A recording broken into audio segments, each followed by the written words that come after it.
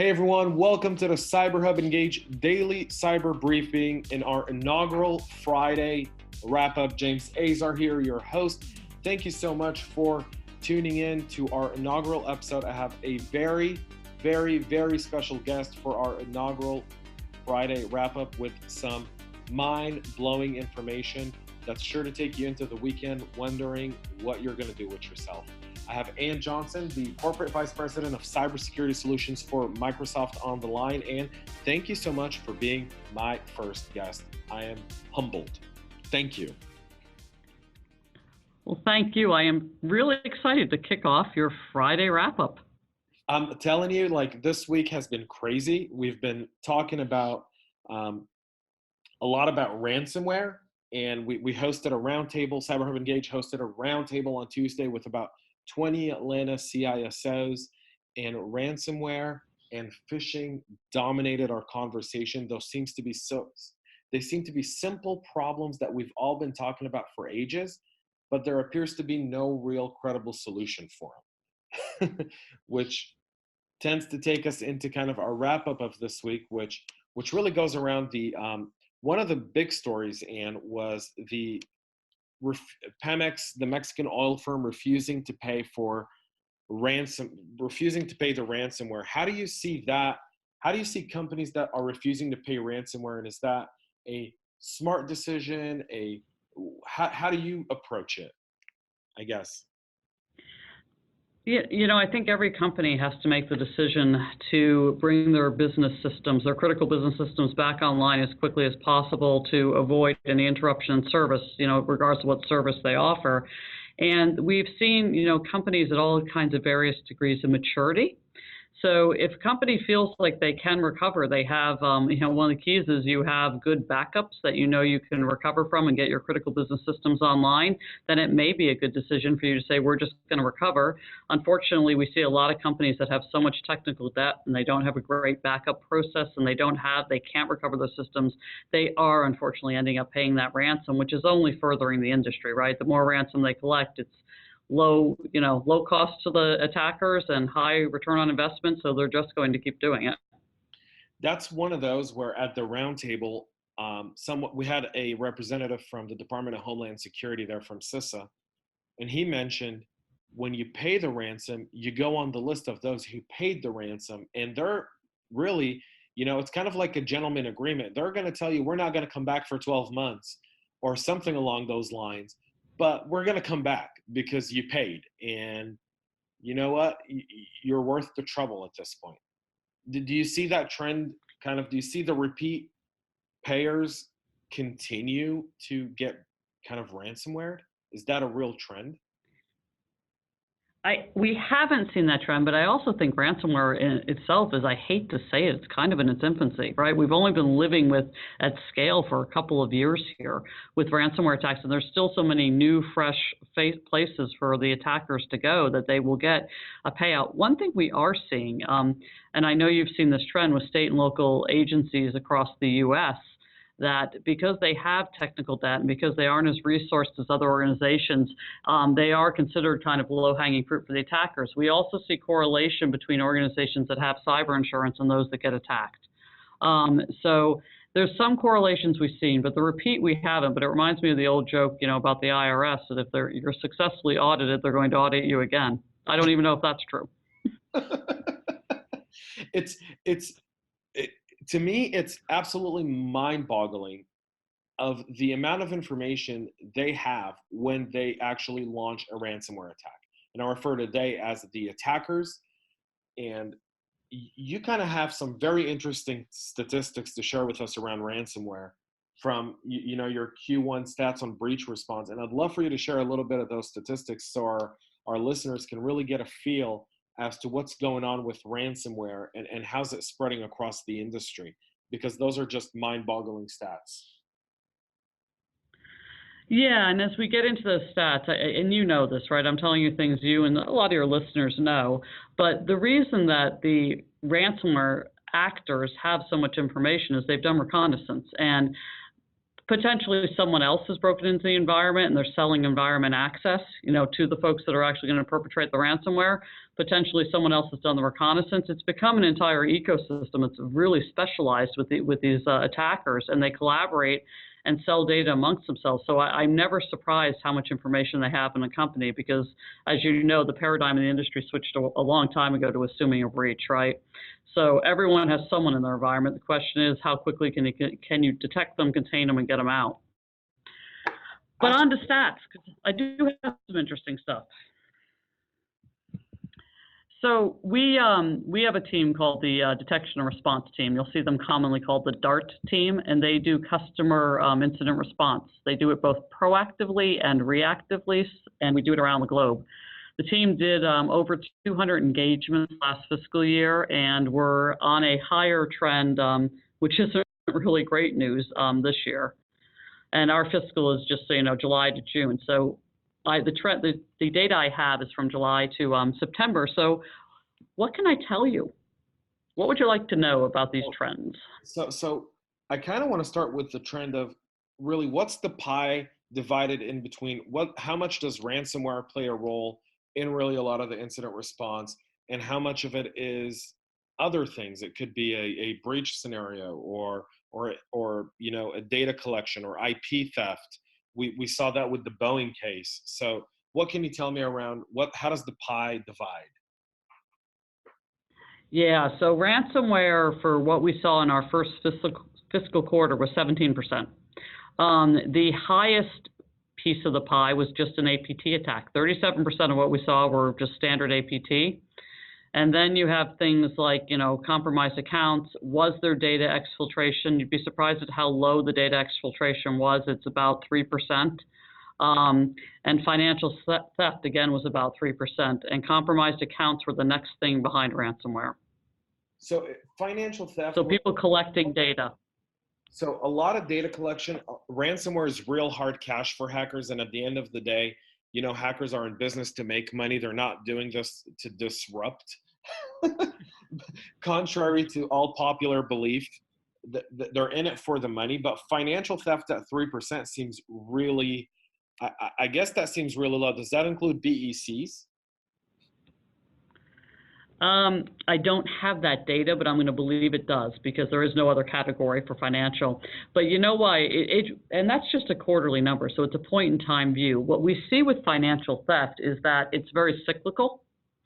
And when you're talking about purely, and when we say financial theft, they are purely breaking in some way and literally stealing money. So think about robbing a bank, but the new way of robbing a bank, not getting ransom paid, which is also a way of getting money, but this is literally just exfiltrating money in some way, whether you're getting gift cards that you're monetizing, you're stealing gift cards that you're monetizing, stealing credit card numbers, etc. That's what we would categorize as financial theft. So as you look at ransomware, how's that going? What's the entry point for these attacks? I mean, what's the most common way when you're doing forensics? How are they getting in? Yeah, phishing. After phishing, it's malware. So it's phishing and malware, and the malware breaks out pretty evenly with one exception. Over 30% of the attacks were Emotet or TrickBot or Ryuk. I mean, it's there, and then the rest are all in the 5, 6, 7% range. Is there anything? So it's interesting to be. Go ahead. No, please, you continue. No, it's just interesting to me because as we often think as an industry, oh, this is so sophisticated and it's new stuff and all these, advancements, and we see the same things pretty much repeated. Same malware family, same type of attacks. So this week, one of the things we were reporting on was some of these new malwares that are actually going in and encrypting servers and backups of servers. I'm sure your report doesn't indicate that because that's really new, but do you see that as being the emerging threat of the new age of ransomware, essentially going after your backups, trying to eliminate your plan B and C to not pay the ransomware, kind of pinning you in the corner to pay only or lose everything? Oh yeah, so the thing about the bad actors, right, is they're extremely well funded. They don't have to worry about regulation, so they can be, whether it's an innovative attack method or whether they can bring some new piece of malware or buy something, on the open web that they just buy as a piece of malware. But we do see a trend towards more destructive type of ransomware. So, I'm not going to go encrypt 100 workstations. I'm going to go make sure I take out your critical business system so you're more inclined to pay. And what we tell our customers is you want to raise the cost to the attacker. You want to do anything you can to make the return on investment poor so they go someplace else, because that is the whole thing. That, to your point, they're in this business to make money. They largely are in this business to make money, so make it costly for them to attack your enterprise. So when we move to that, as you were talking about these statistics, are you seeing this broken down by industry? Is there a dominating few industries that are really getting hit the hardest, or is it spread across evenly across industry, meaning they don't discriminate?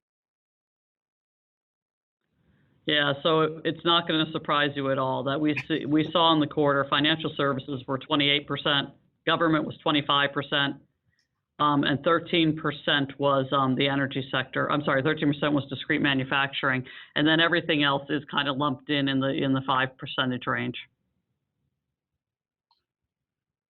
So we know that government is the low-hanging fruit, simply budgeting, knowledge. Oftentimes, they're underfunded, and they're also they don't have the right people sometimes in place to really deal with these. Are we going to see? Do you think there's going to be a shift in state government or federal government and kind of taking over that and helping the local jurisdiction, the smaller jurisdictions, deals with these threats? We worked with the U.S. government to publish ransomware guidance, and the ransomware guidance was predictive, as you would assume it is. Things like use MFA, test your backups, make sure that you're encrypting the data that needs to be encrypting, et cetera. I don't know, from a responsibility standpoint, I know that the U.S. government takes it pretty seriously to at least try to provide some guidance to state and local governments, but there's all kinds of, as you know, different laws and regulations that would prevent them from acting on behalf of a state at this point in time. So very interesting, though, is the regions. So as you're looking at this report, is there one region that's really getting hit harder than others? And what's that stat look like? Yeah, so it's again a stat that won't surprise you. 41% of attacks were in North America, 34% in EMEA, 12% in APAC, and 13% in Latin America. The only thing about those statistics that surprised me is that APAC and Latin America are much smaller regions if you think about just from a global wealth distribution and a company distribution. So those are actually reasonably high percentages for those regions. Do you feel like that's just low-hanging fruit, and are those the sophisticated kind of attacks that are hitting those regions, or is it more of the stuff that we were hit with 4 years ago that, simply because they could be behind on technology, they're just recycling it and hitting these guys in kind of low-hanging fruit? I think that's a good way to look at it. If you think about in parts of North America, Western Europe, there are some very sophisticated parts of APAC. The ransomware or the bad actor detection in your environment is only, it's still high. It's 50 to 70 days on average. But when you get down into Latin America and parts of APAC and even parts of Europe that are less developed from a technology standpoint, you're talking about 400 to 500 days. So you're talking about over a year that somebody could be in your environment before you detect them. So yes, it stands to reason that they are, and we see them just repackaging some old stuff and going into those environments because again, it's a low cost of attack, right? So I want to kind of end on this note with a funny story I reported on Thursday, and we're recording this Thursday night. So I'm gonna say this morning, which was a company, Infotrax, discovered that they were breached because their server ran out of memory. Because the hackers I saw that. The hackers were sitting in their system for 2 years, and I'm never one to laugh at a situation like this because I feel like companies are victims of crimes, and I always talk about that. So I never want to kind of badmouth that, but that just shows you sometimes how reckless these attackers are in using our own tools to really attack us. And sometimes we're missing the small stuff. We're so focused on big picture. If you could give anyone who's listening a one piece of advice that could take them forth into the weekend and kind of help them start off Monday with going like, hey, I should check this one thing, what would that be? What is that common denominator for you, Ann? Yeah, so I want to reinforce what you said. We never blame our customers. There are a whole lot of circumstances in their environment, whether it be technical debt or funding or resources. I believe customers are genuinely doing the best they can with what they have, right? So I think it's a really principled view that you just don't blame, the companies. And I will give you the same piece of advice I give everyone. And, I feel like a broken record because I've been talking about it for, 20 years, but you need to use multi-factor authentication. Because as we have shown in a blog that Microsoft published about 6 weeks ago, 99% of the attacks that we studied over a year were the result of some type of password event, whether it was password spray, brute force, phishing, etc. So using MFA raises the cost of the attacker. Now, is all MFA perfect? No, but it does that initial thing of raising the cost of the attacker, and that's what you want. I really do appreciate you being on our first Friday wrap up, Ann. I will say this though, I love how Microsoft has transitioned into cyber. Really, and studying everything you guys do is absolutely amazing. So thank you for what you guys are doing. I know you guys, aren't volunteers, but you guys definitely share a lot of free information out there and a lot of free resources.